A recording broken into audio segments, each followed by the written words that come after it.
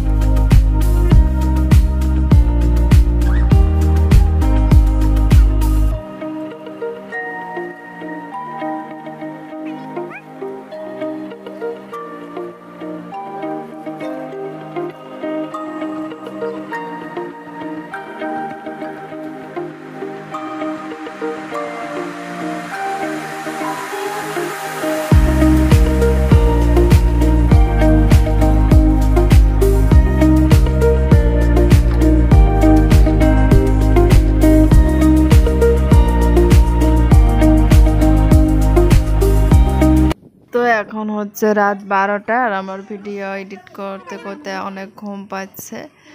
তো দেখা হবে নেক্সট ব্লগ ভিডিওতে। আজকের মতন আমি এখানে শেষ করছি। খোদা হাফেজ, বাই।